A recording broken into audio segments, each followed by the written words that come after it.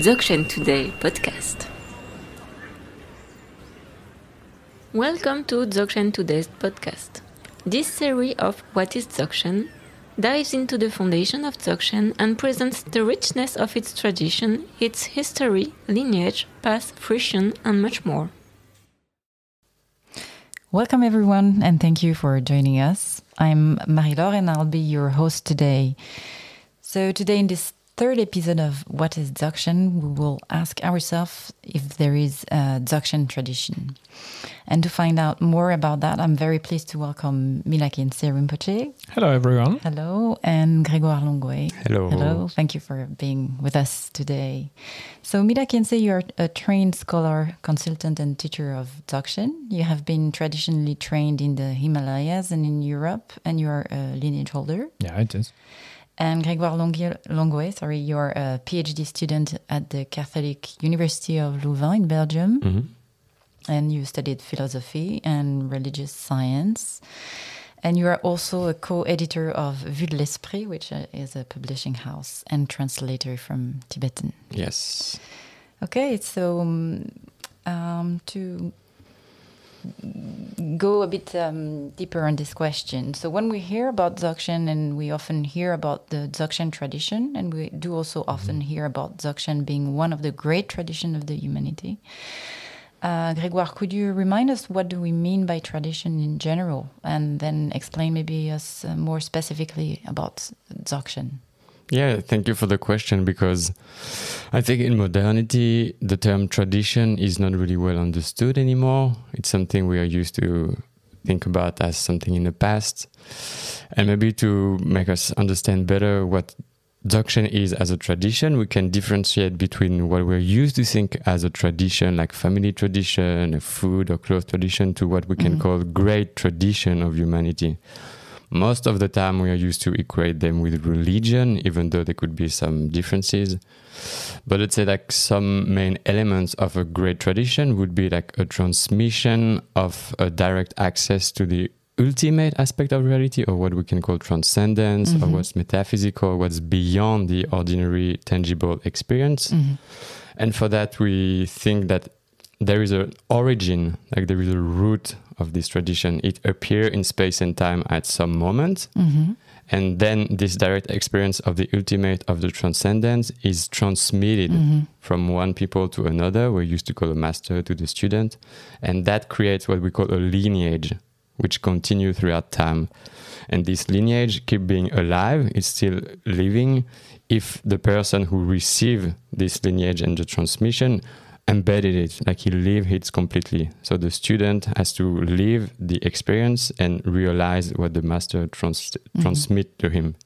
It's also the point here when you talk about living tradition versus tradition, which is dead, for example.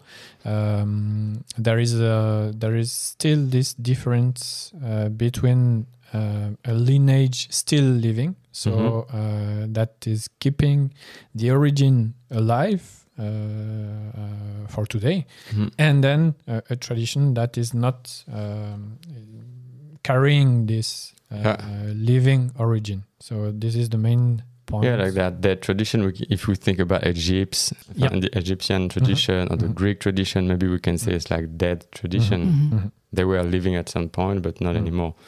And to keep it alive, of course, you have to adapt the form of the transmission to the space and time, for it fits the need of the being. So the form, like the text, maybe the ritual, or what has to be done to keep it alive, has to be adapted in space and time to the beings. Yeah, if not, it cannot survive, for sure. Okay. But the main point, like great tradition, is like being in contact in a direct experience to something ultimate or transcendent, something that is actually non-human in a way. Okay, this is the main distinction. So could you maybe explain more about the diversity of Dzogchen? And can we consider that there are several traditions within the Dzogchen tradition itself? Yeah, there are different ways how to categorize that, to make like analytical distinction. But let's say that what we are used to the most often is to distinguish between the Burn tradition of Dzogchen, the Nyingma, so the Buddhist Nyingma tradition of Dzogchen, and then maybe something that is more direct or more, let's say, pure Dzogchen. Or radical. Radical Dzogchen, exactly. And so, most people here in the West are used, I think, to the Nyingma tradition. There are which is entangled with Buddhism, no? Of course. Yeah, like the Nyingma being one of the fourth group of school in Tibetan Buddhism. Nowadays, like the Kagyu, Sakya, Gelugpa, I think Dalai Lama, and then the Nyingma, which is called the ancient school. And the Burn, it's like a complex story, but we are used to say that it came maybe before. Then the origin, like beyond space and time, is the same. There's the same figure, the same ultimate figure, but then it developed in space and time, in history, we will say, in different lineage. So maybe that can be a distinction between different tradition of Dzogchen, but then there are many more distinctions we can make in the different tradition each time, between lineages and school. Sure, there is also diversity in each of the great tradition, exactly. Like the Buddhist Dzogchen tradition, the Bumpo Dzogchen tradition, and these can also root the tradition to different lineages, and this is the main point of the diversity in each tradition. And the place of the master is really like central, because each master will, in a way, be a lineage, like will embedded a lineage and transmit a lineage. Actually, we call it a sit. A seat, a seat, a monastery seat, if it's a monastery, or an hermitage seat, and usually it's linked to one specific master. So this leads us to the question, actually, because it sounds very rich and diverse, and it quite look kind of complex and a bit confusing, maybe. It is. So, Mila Khyentse, as a lineage holder, could you help us understand better maybe what's the difference between this lineage and the schools? It's a bit confusing, first of all, for us, because we are used to have a really direct, unified, linear structure.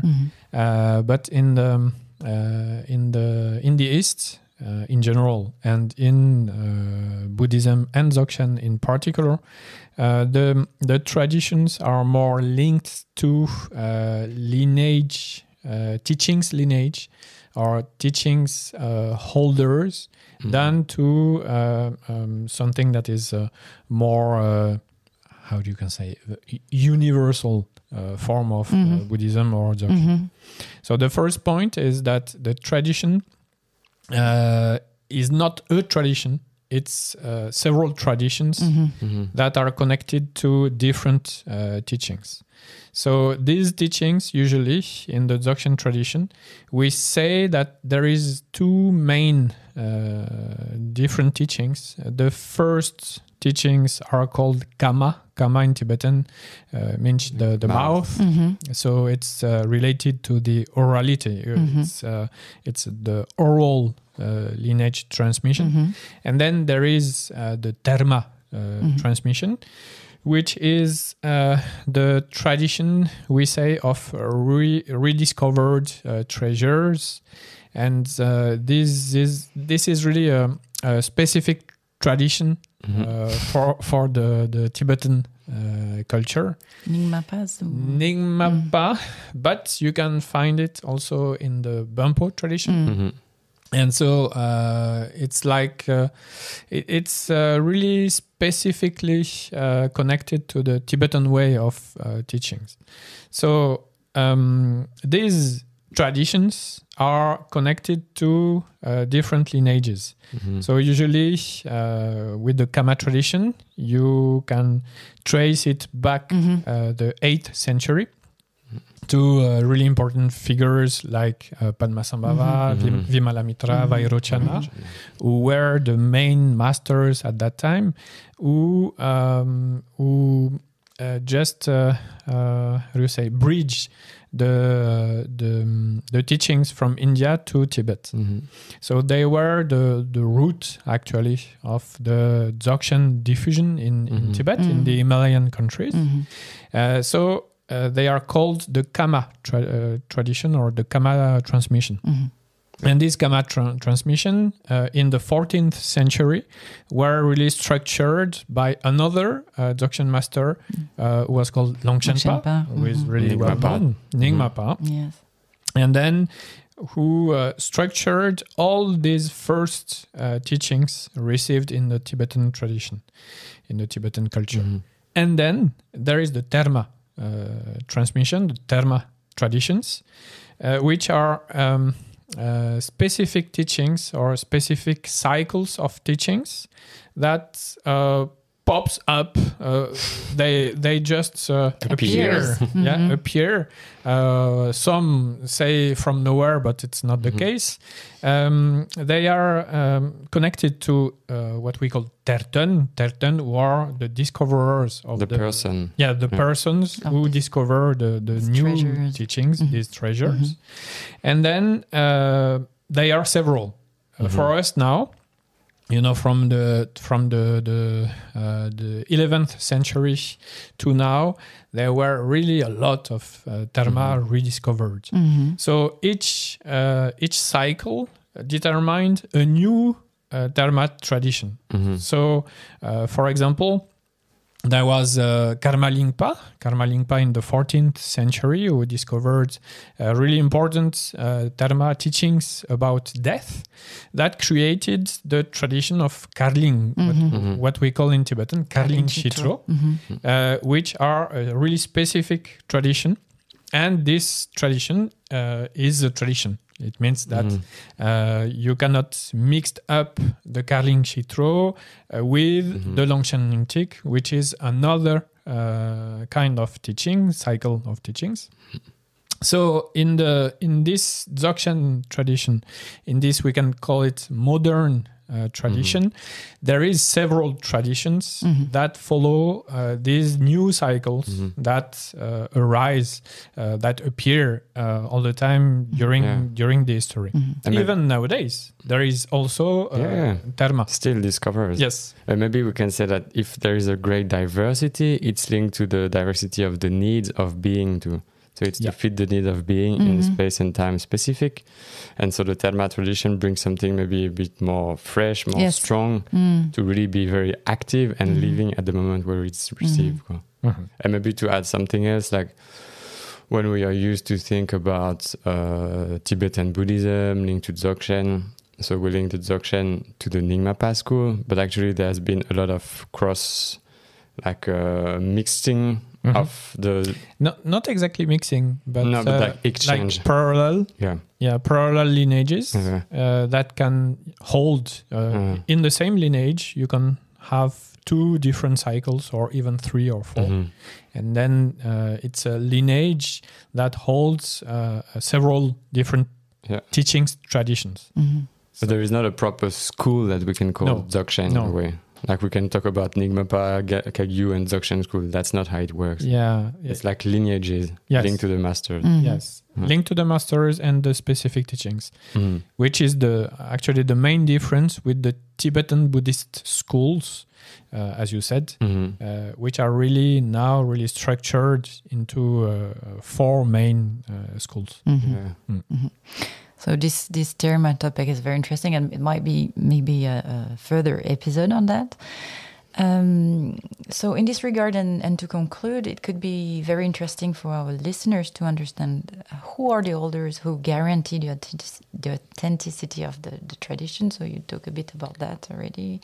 And what do they exactly preserve?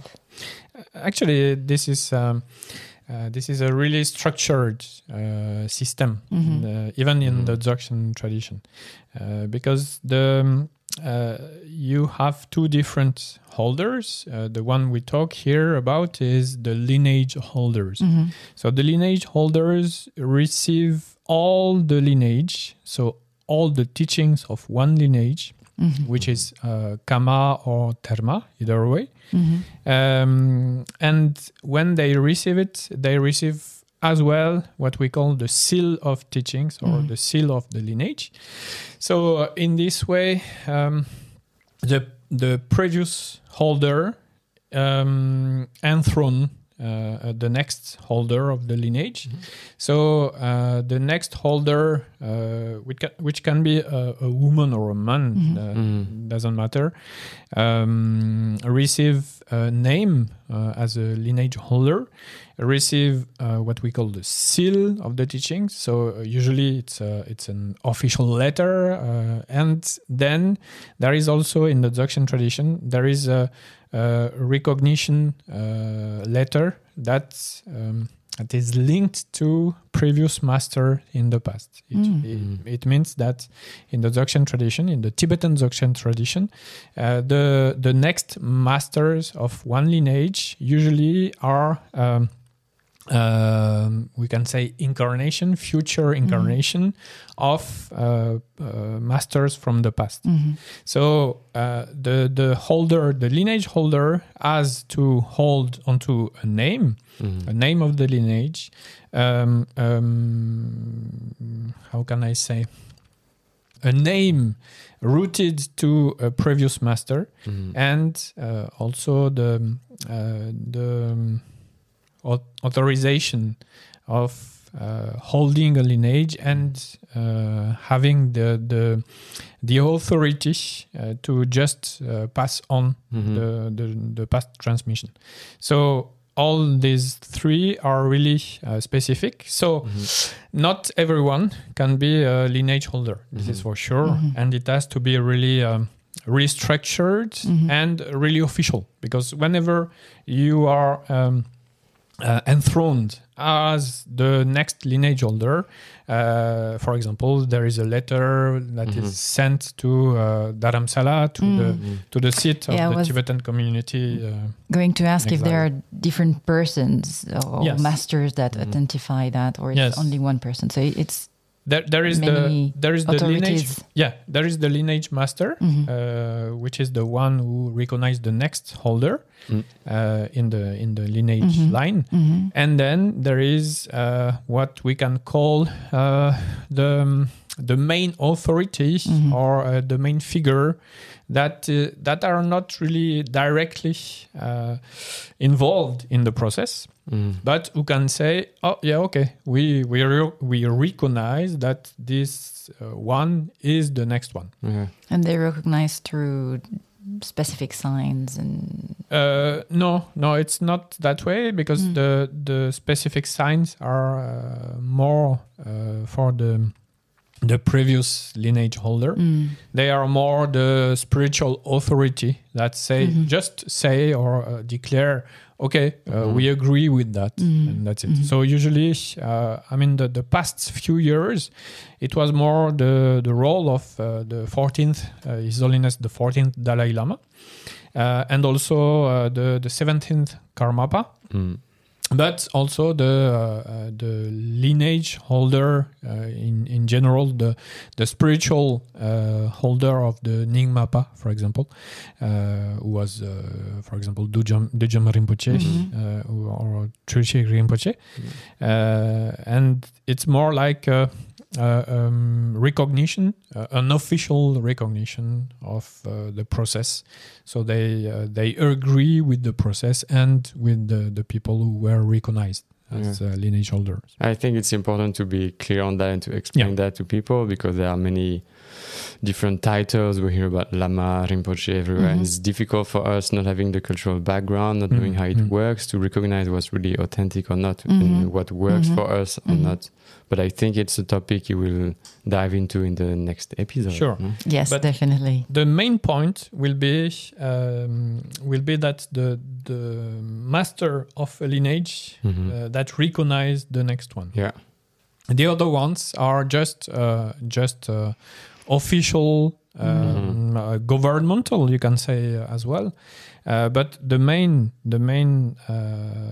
key person. Yes, you can say that is the previous master, holder of the lineage. It's not about mastering the process, but the one who is holding the transmission, and it's the only one who can give it.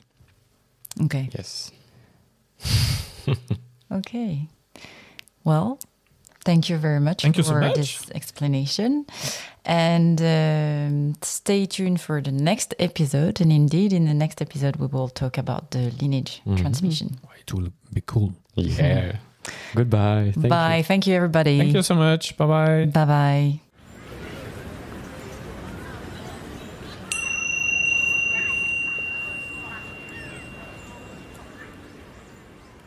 You can find more episodes on your website, dzogchentoday.org. If you enjoyed this episode, please rate and review us on your favorite podcast app and share it with your friends. We will be pleased to receive your feedbacks on podcast@dzogchentoday.org.